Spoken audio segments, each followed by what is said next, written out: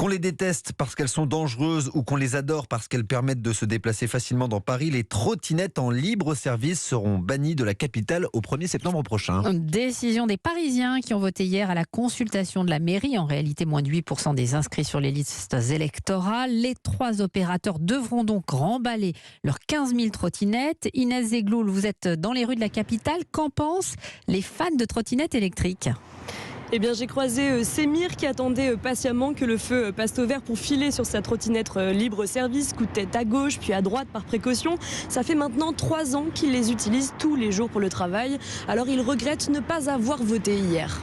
Il y a beaucoup de personnes qui ont quand même raté les votes et je pense que c'est pas les bonnes personnes qui ont voté. Je pense que c'est plus une moyenne d'âge un peu plus élevée. Le niveau budget, ça a pu être le même. Donc maintenant, le soir, c'est Uber ou taxi et c'est 30 fois plus cher, quoi. C'est là où je prends 1,50 €, 1 €. Là, ça sera 30 €.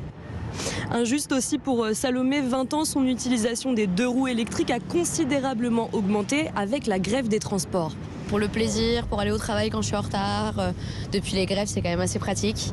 Puis pour sortir le soir. Je pense que c'est pas l'appareil en soi qui est dangereux, c'est les gens qui sont dessus. S'il y avait plus de régulation sur l'âge auquel on peut les utiliser, mais trouver des solutions plutôt que de retirer l'outil en soi, quoi. C'est dommage, parce que c'est un bon moyen de transport pour les jeunes qui n'ont pas le permis. Puis je suis tombée sur Zach à la station-service. Lui est automobiliste depuis des dizaines d'années à Paris. Un véritable parcours du combattant. Le partage de la circulation avec les trottinettes est vraiment compliqué. Il y a ce sentiment aujourd'hui que ce n'est absolument pas régulé. Tous les jours, on peut voir plusieurs personnes qui sont sur la trottinette à plusieurs, ne respectent pas les priorités à droite. Oui, il faut une régulation et il faut qu'elle soit mise en œuvre. Et selon Zach, catégorique, le code de la route devrait être obligatoire pour tous les usagers des rues parisiennes.